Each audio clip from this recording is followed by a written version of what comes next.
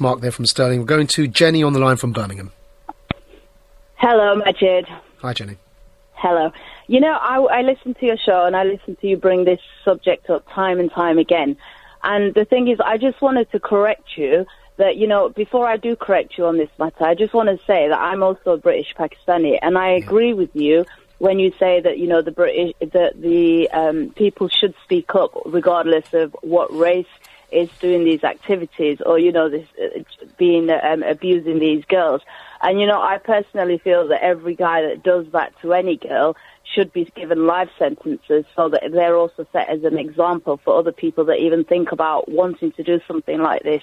But what I wanted to point out was that you keep banging on about them being just Muslim and Pakistani, when I actually know myself, having known, you know, being around and seeing these things, not participating, not being involved, but, you know, seen from the outskirts. And these kids are targeted by different races. It's not just Pakistani. There are white people doing it. There are black people doing it. It's just because there's a lot of Pakistanis that do it, it does come across like it's just Well, there's Jenny, it's it's not just a lot. There's a hugely disproportionate number. No, I agree with you. Up to 87%.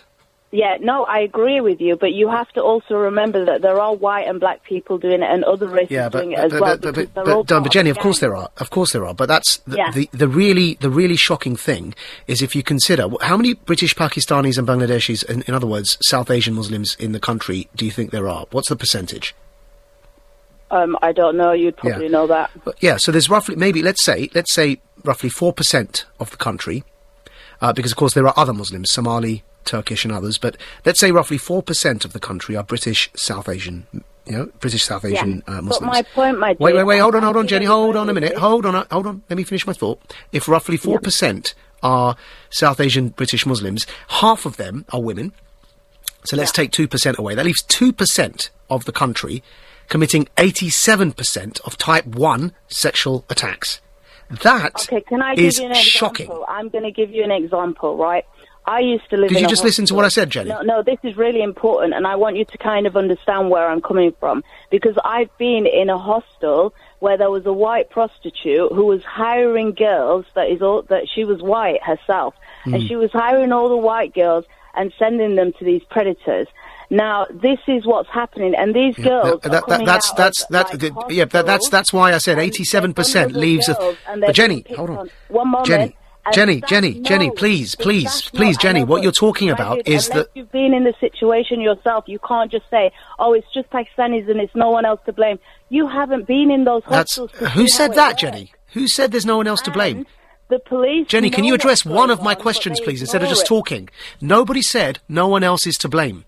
I said 87% of type 1 criminal attacks on underage white girls are being conducted by British South Asian men who are roughly 2% of the country, and that is a shocking statistic. That leaves 13% for the rest of the sort of anecdotal examples you're giving. In fact, when convicted, I think as recently in Newcastle it was, but don't quote me on that one, but when convicted, they had with them, convicted was a white woman who was assisting them, right? But, you know, no one's saying 87% doesn't mean 100%, and therefore no one's saying it's all and only ever British Pakistani men.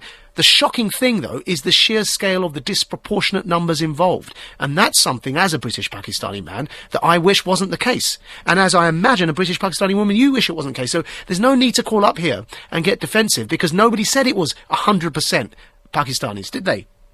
Right, Majid, you've just not let me speak and silence me throughout your whole speech. I'm telling you facts. You need to pay attention to these facts when you're doing a show and you're divulging information that is based on media reports rather than also listening to someone that's seen these things with their own eyes. Okay, what is it specifically that I've said that is proven wrong? Majid, what you said, I'm not debating. What I am questioning you on is facts that I've seen with my own eyes. But you're not saying anything no, but there's no disagreement here, Jenny. You silenced me while you were talking. No, Jenny, there's no you can speak, but I want you to focus on specifically where you think the disagreement is. You keep bringing up these Pakistanis that are what they've done is wrong. I agree with that. Me and you are on the same, we're on the same train of thought there. I agree with that. Anyone that does that should be brought to justice and should get life. You know, I don't. You know, I believe that they should get life. No one's child should ever have to experience something like that. And so, what's your point, Jenny? What's your point? My point is that, you know, it's not just Pakistani people that are Pakistani. Nobody said it was, Jenny. No one has said it was. You keep saying, I keep going on about it because I care for the 14-year-old and 11-year-old and 12-year-old girls who are being attacked and targeted, Jenny. I do care. No, then don't tell me not to go on about it on radio. One moment, Majid. There are people that that are hiring these girls, that are trying to find these girls in hostels when the staff that are white there also know and allow it to happen. The police see. So Jenny, you're doing. You see, you're pointing on the. Jenny. No, hold on, Jenny. Let me respond to something you've just said. Right? This is a two-way conversation, and you're calling on national radio, and what you're trying to do is get defensive about the fact that if 2% of our population in our country are committing 87% of a crime in a certain category, that's alarming. But what you're doing is saying, oh, there's white people that work in hostels, there's white madams that they use to deliver these girls. Of course they do. We live in a majority white country, Jenny. Of course there will be white people involved, which is why 87% doesn't mean 100%. It's incredibly frustrating to hear this. If you think it was the other way round, if Muslim young Pakistani women were being targeted in this way, would you be calling me on this radio show and saying, it's not, it's not all of them, it's only some of them? You'd be outraged, and rightly so. And so please reserve a bit of that outrage for the rest of the country. Thank you, Jenny from...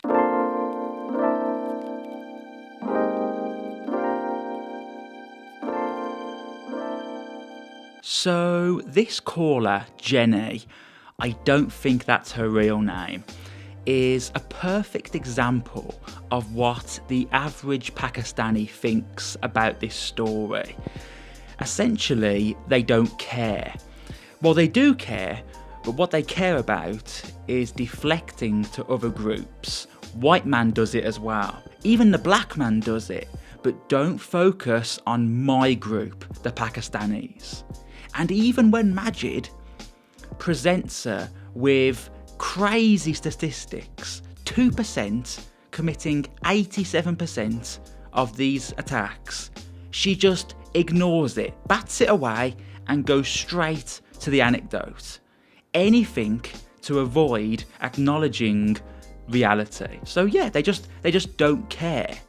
And the reason they don't care is because they have an in-group preference. And even though these crimes are horrific, they care more about protecting the honour of their group. Now, I understand why they do that. That's perfectly natural. But unfortunately, it doesn't help us. And the best way to avoid this happening, of course, is don't invite these people into your country in the first place. Now, in terms of how we solve the issue of these rape gangs, the first point I want to make very clear is Majid Nawaz is not going to be of any use. You see, the Muslims, these Pakistanis, they hate him. They are not in any way influenced by anything he says. They want him to shut his mouth and let them carry on raping the white girls. They don't want him on radio exposing it. So no, don't for a second believe that he is going to save us. He's going to reform the Muslims. No chance. No. What I see is that these people will continue to outbreed us and eventually replace us, or they don't. There's no third option. There's no integration or assimilation. They either replace us or they don't. And simply put, we have to decide which option we favour, being replaced or not being replaced. And that's it.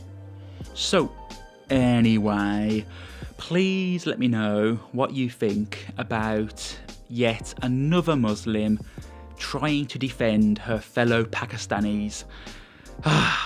Like, dislike, subscribe, unsubscribe. Please comment. Ilu Sassoon. Peace out.